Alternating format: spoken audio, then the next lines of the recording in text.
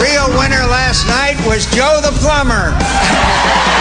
You know, we want to cut taxes because we think like Joe or Jane the plumber thinks, okay? Except the real picture of Joe the Plumber is now emerging. He's not a plumber. He's a contractor. He's not an independent voter. He was the talk of right-wing radio before the debate, and he compared Obama to Sammy Davis Jr., babe. The morning after the debate, there is also the matter of Joe the Plumber.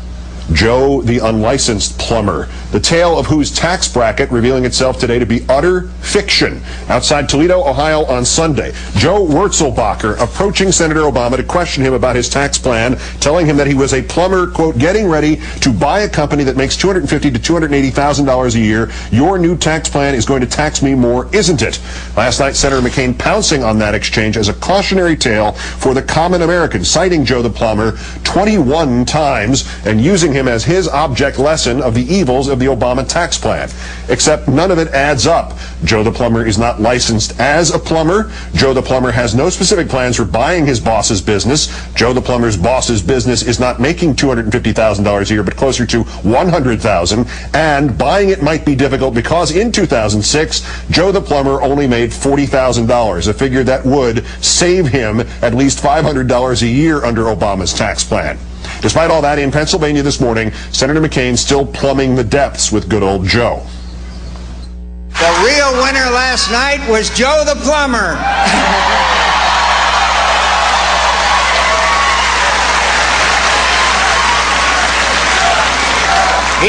Joe's the man. That means you finished second or third. Senator McCain adding that Senator Obama will, quote, take Joe's money and give it to someone else. We're not going to stand for that. Well, good luck doing that anyway. Mr. Wurzelbacher's opposition to taxes apparently extends to not paying them at all. Period. Politico reporting that according to records from Lucas County, Ohio, and the Court of Common Pleas there, Samuel J., the J is for Joe Wurzelbacher, has a lien placed against him for more than $1,100 dating from January of 2007. Finally, Senator McCain's entire premise in raising Joe the plumber was based on the idea that an average Joe could be earning $250,000, and that would qualify as struggling and in dire need of tax relief. Cue Senator Obama's response. Same argument, same philosophy, that if we give more and more to millionaires and billionaires, that they're all going to that prosperity will trickle down on all of us somehow. And then he's trying to suggest that a plumber is the guy he's fighting for.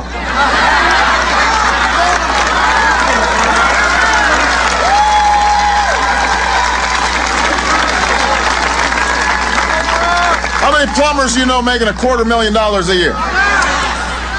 Lots to talk about with Chris Hayes, the Washington editor of The Nation magazine. Chris, good evening. Hey there, Keith. So if Joe, the non-plumber, really was the big winner last night, what does that say about Senator McCain's candidacy? Well, I think what it says is that, you know, for all their flaws, they still excel at throwing out chum into the water for the press to gnaw on. I mean, if you turned on TV today, this guy's got, like, 10 satellite trucks outside his house, and he's being interviewed. And I think he's enjoying his 15 minutes, but the entire conceit is transparently absurd. There's 300 million people in the United States. There's probably about 120 million people who are going to cast votes in this election, and, you can pick anyone at random. Senator Obama could have said, look, I have this supporter who's a young black woman in New York City who is, has taken out student loans to advance her education, and she's not going to get much help from McCain's plan. You can pick, a farm worker in California. The point, though, is that the McCain campaign understood that the press has this obsession with the white male working class voter as somehow a stand-in for the whole nation, and they just sold that. And judging by 24 hours of the news cycle, I suppose it worked a little bit. So Senator McCain's last best attempt to connect with struggling Americans on this issue of taxes, whether we reject the whole construct of this, let's just accept it for the sake of the argument. Right. It is, however, using the example of a guy who he thinks makes $250,000 a year, except he's really making like 40, who is not really trying to buy a business that isn't worth $250,000 anyway. How is that not an example of being in touch with the common guy, but being completely out of touch?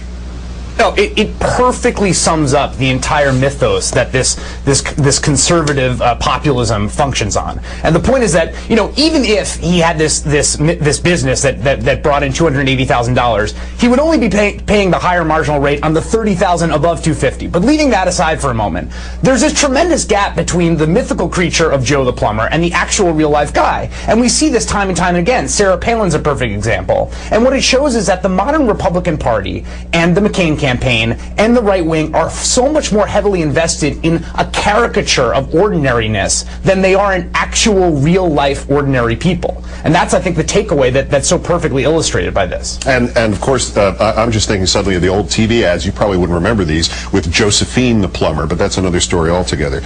Something else that right now falls entirely into the realm of simple irony. There's no indication that these people are related, but Joe's name, Wurzelbacher, it seems so unusual. It turns out it's not. Ohio is teeming with Wurzelbachers. But if you Google that name, and up pops a Robert Wurzelbacher, again, who's evidently no relation to Joe, but that Wurzelbacher was the son-in-law of Charles Keating of the Keating Five. Chris, if you're running a campaign and you do that and that name comes up and somebody says, oh yeah, son-in-law of Charles Keating, don't you cross Joe off of your list of stunts solely to avoid that name being mentioned even once? Look, I don't think they're putting that much thought into anything they're doing. I think this was winged. In fact, I actually think it was a little classless, honestly. I mean, you thrust this guy now in the spotlight. He's got satellite trucks outside his house. People are now looking at what his property records are. I mean, I think he's sort of enjoying it, and he, like you said, he was already kind of this right-wing talk radio sensation. But the fact of the matter is, like everything else in this campaign, I don't think a tremendous amount of forethought went into the Joe the Plumber stunt last night. And between all that we know about this and the fact that indeed the right-wing radio yackers were talking about this guy before the debate, and the resemblance of this entire episode to your standard political plant gets bigger and bigger with every passing hour.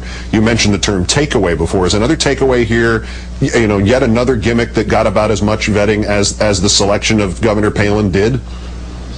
Yeah, it was another gimmick, and again, they're all tactics and no strategy in the McCain campaign. So what do they do today? I mean, I suppose they won some kind of marginal short-term victory by eating up an entire day of the news cycle with people talking to this guy and looking at what his property tax records are. But I don't think it advanced the ball on a broader economic argument. Particularly, the delicious irony at the core of all this is that the guy is making $40,000 a year and would benefit more from Senator Obama's tax plan.